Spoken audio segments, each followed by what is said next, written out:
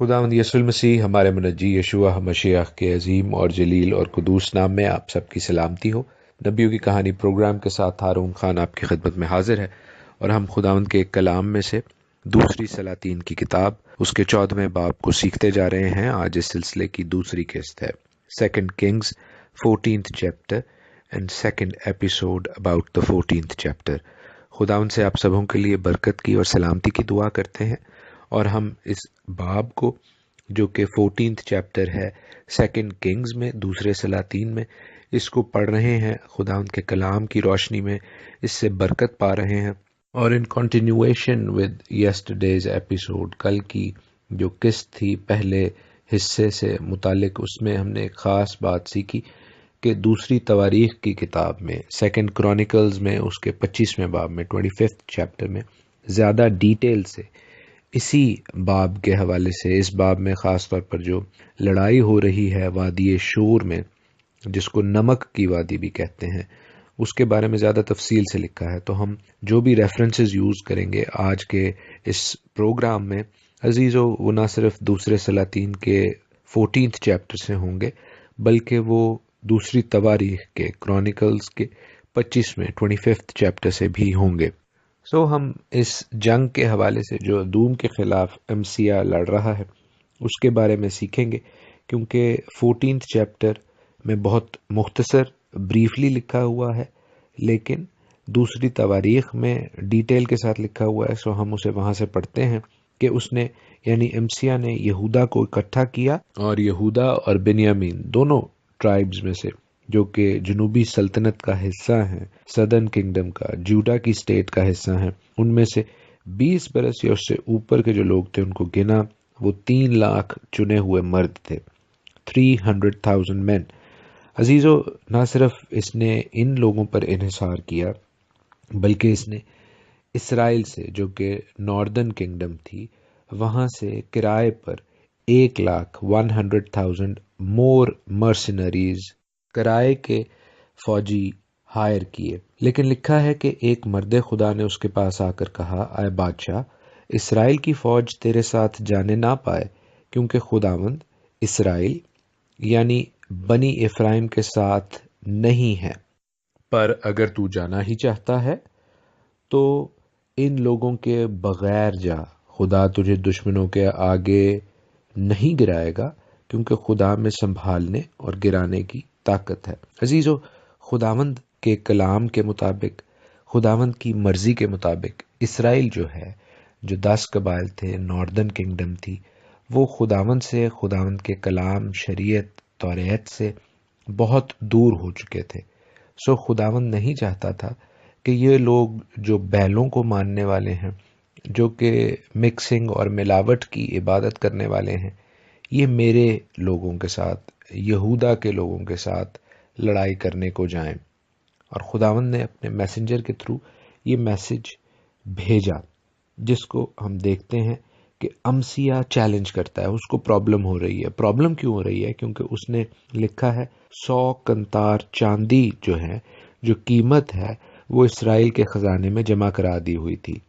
100 کنتار چاندی کا مطلب ہے کم و بیش 7,000 پاؤنڈز آف سلور۔ تو یہ بہت زیادہ رقم تھی، بہت زیادہ معاوضہ تھا، کرایہ تھا جو وہ پہلے ادا کر چکا ہے۔ خداوند اسے کہہ رہا ہے کہ اگر تو میرے پر اعتماد کرے گا، اس مرد خدا کے ذریعے جو اس کو میسج دے رہا ہے، خداوند کہہ رہا ہے کہ میں تجھے اس سے بہت زیادہ دے سکتا ہوں،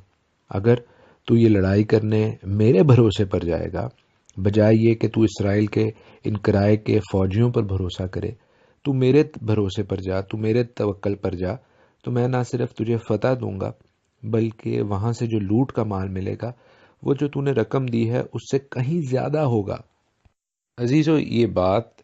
یہ پرنسپل، یہ خداوند کے کلام کا الہی اصول میری اور آپ کی زندگی کے لیے بھی اتنا ہی اہم، اتنا ہی واجب، اپلیکیبل ہے، جتنا وہ امسیا بادشاہ کے لیے تھا۔ کئی دفعہ ہم اپنی زندگی کی مختلف سچویشنز میں، مختلف حالات میں ایسے لوگوں پر بھروسہ کرتے ہیں، ایسے انسانوں پر بھروسہ رکھتے ہیں جو شاید ہمیں اس پرابلم میں سے، اس سچویشن میں سے نکال سکیں، لیکن اگر ہم خداوند پر بھروسہ رکھیں، اس پر کامل اعتماد اور اعتقاد رکھیں، تو عزیزو بے شک جیسے لکھا ہے، خدا ہمیں سنبھالنے اور ہمارے دشمنوں کو گرانے کی طاقت رکھتا ہے۔ ہم دیکھتے ہیں کہ امسیہ چاروں ناچار یہ بات مان لیتا ہے، لیکن تب ایک اور بات ہوتی ہے۔ وہ لشکر جو اسرائیل کا لشکر ہے، وہ لشکر جو کرائے پہ آیا ہوا ہے، وہ نہایت غصے میں آ جاتے ہیں، کیونکہ اگرچہ ان کو پیسہ دیا گیا، لیکن وہ پیسہ، وہ رقم، وہ 100 قنطار چاندی جو ہے، وہ تو شاہی خزانے میں بادشاہ نے خود کھا پی لی ہوگی۔ ان فوجیوں کے لیے کیا اس میں فائدہ تھا کہ یہ جائیں اور یہودا کے فوجیوں کے ساتھ لڑیں، کہ جب یہ وہاں پر اس ملک میں ادوم میں لڑیں اور جیتیں تو جو لوٹ مار کریں گے اس سے ان کو فائدہ ہونا تھا۔ اب یہ اس اپرچونٹی کو کھو جانے پر بڑے برہم ہیں، غصے میں ہیں، اور یہ جاتے ہوئے یہودا کے شہروں پر جو اصولاً انہی کے عزیز ہیں،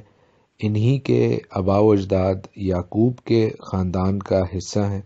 ایک ٹائم میں متحدہ اسرائیل کا حصہ تھے۔ عزیزو یہ انہی یہودا کے اور بنیامین کے اور لاوی کے گھرانوں پر اٹیک کرتے ہیں، حملہ کرتے ہیں اور ان کو لوٹ کھسوٹ لیتے ہیں۔ دوسری جانب امسیہ حوصلہ باندھ کر اور خدا پر بھروسہ کر کے، اس وعدے پر بھروسہ کر کے جو اس مرد خدا نے خداوند کی نسبت سے کیا ہے، اپنے لوگوں کو، یہودا اور بنیامین کے لوگوں کو وادی شور میں جاتا ہے۔ وادی شور جس کو میں نے آپ کو پہلے بتایا، ایک اور نام نمک کی وادی ہے، وہاں میں جاتا ہے، وہاں پر ادوم کے لوگوں کو مارتا ہے، 10,000 کو مار دیا جاتا ہے۔ لیکن پھر ہم ایک اور ڈارک سائڈ دیکھتے ہیں امسیہ بادشاہ کے کیریکٹر کی، ایک سیاہ پہلو دیکھتے ہیں اس شخص کے کردار کا، کہ یہ 10,000 لوگ جو کہ پرزنر آف وار تھے، ٹھیک ہے جو جنگ میں مارے گئے، ویل انف، لیکن پھر یہ 10,000 اور لوگوں کو پکڑتا ہے اور ان کو ایک چٹان کی چوٹی پر سے ایک ایک کر کے نیچے گراتا ہے، ان کے ٹکڑے ٹکڑے کر دیتا ہے۔ بڑی خون ریزی کی بات ہے، بڑی دل کو ہلا دینے والی بات ہے، اور یہاں پر ہمیں یہ شخص امسیہ بڑا ایک خون ریز قسم کا شخص نظر آتا ہے۔ لیکن اس سے بھی بڑھ کر ایک غلط اور تکلیف دہ بات یہ کہ جب امسیہ ادومیوں کے قتل سے لوٹتا ہے تو یہ بنی ادوم کے، بنی شعیر کے دیوتاؤں کو لیتا آتا ہے۔ بے شک وہ سونے چاندی سے بنے ہوں گے، لیکن سونے چاندی کا مقصد یہ نہیں کہ آپ ان دیوتاؤں کو لائیں اور ان کو نصب کر لیں، کیونکہ اس نے ایسا ہی کیا، یہ ان کو لاتا ہے، ان کو نصب کرتا ہے تاکہ وہ اس کے معبود ہوں، اور ان کے آگے سجدہ کرتا ہے، ان کے آگے بخور جلاتا ہے۔ This is wrong, this is herbal. عزیزو بے شک ہم سب اس بات کو غلط کہیں گے، لیکن کئی دفعہ ہماری زندگیوں میں بھی ایسا ہوتا ہے کہ جب خداوند ہمیں فتح مندی بخشتا ہے کسی بھی سچویشن میں، کسی بھی حالت میں، ہم شاید اپنے خدا کو، وہ خدا جو کہ ہمارا آسمانی باپ اور مسیح یسو کے لہو کے وسیلہ سے ہمیں بچاتا اور فتح مندی بخشتا ہے، ہم اس کو بھول جاتے ہیں۔ جب مصیبت ہو بے شک اس کو یاد کرتے ہیں، اس کے آگے منت کرتے ہیں، لیکن جب فتح مندی مل جائے، ہم اس مصیبت میں سے نکل جائیں، تو پھر ہم اس کو بھول جاتے ہیں۔ پھر جس طرح امسیہ دوسرے دیوتاؤں کو لے آتا ہے، عزیزو ہماری زندگی میں بھی اور خدا، ڈیمی گاڈز، غیر معبود آ جاتے ہیں۔ ہم نے اپنے آپ کو جانچنا ہے۔ عزیزو کلام کی یہ تمام باتیں میرے اور آپ کے لیے ایک کسوٹی کی طرح ہیں، ایک میجرنگ سٹک کی طرح ہیں، ایک آئینے کی طرح ہیں، ایک شیشے کی طرح ہیں، جس میں ہم نے اپنے آپ کو جانچنا ہے، چیک کرنا ہے، اپنی غلطیوں کوتاہیوں کو مان کر خداوند کے حضور ان سے توبہ کرنی ہے، اور ان سے بچ کے اپنی زندگی کو خداوند کی پاک مرضی اور خداوند کے پاک کلام کی روشنی میں گزارنا ہے۔ اس موقع پر ہم دیکھتے ہیں کہ خداوند کا غضب امسیہ پر بھڑکتا ہے، اور اس نے ایک نبی کو اس کے پاس بھیجا اور اس سے کہا، تو ان لوگوں کے دیوتاؤں کا طالب کیوں ہوا جنہوں نے اپنے ہی لوگوں کو تیرے ہاتھ سے نہ چھڑایا؟ وہ اس سے باتیں کر ہی رہا تھا کہ اس نے اس سے کہا کیا ہم نے تجھے بادشاہ کا مشیر بنایا ہے؟ چپ رہ، کیوں مار کھائے گا؟ بادشاہ اس کو چپ کرا دیتا ہے۔ تب لکھا ہے کہ وہ نبی یہ کہہ کر چپ ہو گیا کہ میں جانتا ہوں کہ خدا کا ارادہ یہ ہے کہ تجھے ہلاک کرے، اس لیے کہ تو نے یہ کیا ہے اور میری یعنی خدا کی مشورت کو نہیں مانا۔ خداوند اب ایسے سچویشن، ایسے حالات پیدا کرے گا جس میں ہم دیکھتے ہیں کہ امسیہ جس نے خداوند کی بات کو ٹالا ہے، رد کیا ہے اور غیر معبودوں کو سجدہ کیا ہے، وہ نقصان اٹھائے گا۔ لکھا ہے خداوند کے کلام میں کہ یہودا کا بادشاہ امسیہ مشورہ کرتا ہے اپنے انسانی مشیروں سے، اور پھر اسرائیل کے بادشاہ یواس کو یہ پیغام بھجواتا ہے کہ آؤ ہم ایک دوسرے کا مقابلہ کریں۔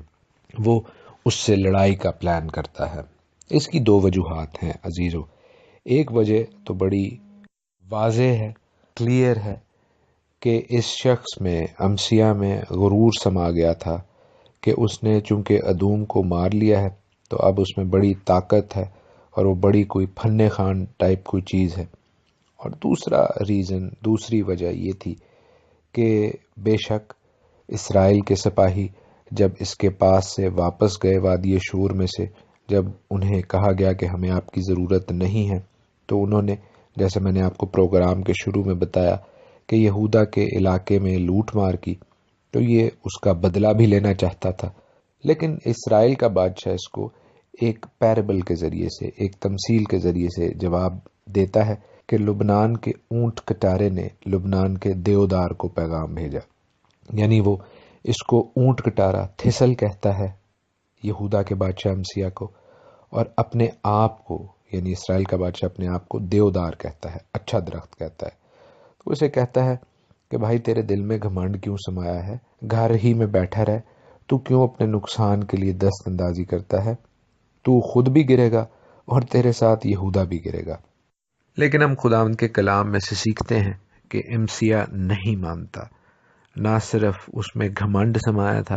بلکہ اس میں ضد بھی آ گئی تھی، اور اس ضد نے اور اس گھمنڈ نے اسے خداوند سے دور بھی کر دیا تھا، اور خدا نے اسے اس کے دشمنوں کے یعنی اسرائیل کے ہاتھ میں کر دیا۔ لکھا ہے کہ اسرائیل کا بادشاہ یواس چڑھ آیا، اور وہ اور شاہ یہودا امسیہ یہودا کے علاقے بیت شمس میں ایک دوسرے کے مقابل ہوئے، اور یہودا نے اسرائیل کے مقابلے میں شکست کھائی، اور ان میں سے ہر ایک اپنے ڈیرے کو بھاگا، اور شاہ اسرائیل یواس نے شاہ یہودا امسیہ بن یواس بن یہوآخز کو بیت شمس میں پکڑ لیا اور اسے یروشلم میں لایا، اور یروشلم کی دیوار افرائیم کے پھاٹک کے کونے سے 400 ہاتھ ڈھا دی۔ افرائیم کا پھاٹک ناردن گیٹ کو کہا جاتا تھا، ناردن ڈور کو کہا جاتا تھا، جو اس یروشلم کی فصیل میں، یروشلم کی دیوار میں تھا۔ آج کل اسے یافا گیٹ یعنی جیفا گیٹ کہا جاتا ہے۔ شمالی سمت سے، نارتھ سائڈ سے کیوں توڑا گیا یروشلم کی دیوار کو؟ اس لیے کہ اسرائیل جو ہے وہ نارتھ سائڈ پہ تھا، یہودا کے شمالی سائڈ پہ تھا۔ اس لیے اسرائیل کو اب ہمیشہ یہ ایڈوانٹیج ہوگا کہ جب بھی اسرائیل کا دل کرے گا وہ آئے گا، یہودا پہ حملہ کرے گا۔ ان کی کوئی دیوار نہیں ہے، ان کی کوئی محافظت والی جگہ نہیں ہے۔ بے شک امسیہ نے خود بھی شکست کھائی، اور اس نے یہودا کو بھی سرنڈر کروایا، یہودا کو بھی نقصان پہنچایا، اور خاص طور پر ہم دیکھتے ہیں کہ خداوند کے گھر کا جو سونا چاندی ہے، جو برتن ہیں، جو ظروف ہیں، وہ بھی خدا کے گھر سے لے لیے جاتے ہیں، اور وہ سامریہ میں، اسرائیل میں پہنچائے جاتے ہیں۔ وہ ان بیلوں کی جو کہ بیت ایل اور دان میں موجود تھے، ان کی عبادت گاہوں میں رکھے جاتے ہیں۔ وہ ظروف، وہ برتن، وہ سونا چاندی جو خدا کے گھر میں مقدس برتن، مقدس چیزیں تھیں، وہ ان جھوٹے معبودوں کی پرستش کرنے والی جگہوں میں استعمال ہوتی ہیں، جس سے صرف برائی، پستی اور زوال گراوٹ بڑھتی ہے۔ خداوند سے یہی دعا ہے کہ خداوند ہم سبوں کو گھمنڈ سے اور غصے سے اور ضد کی برائی سے بچا کے رکھے، تاکہ ہم اپنے لیے، اپنے گھرانوں کے لیے کسی بھی قسم کی پستی، زوال اور گراوٹ کا سبب نہ بنے۔ خداوند مسیح یسوع کے نام میں آمین۔ خداوند یسوع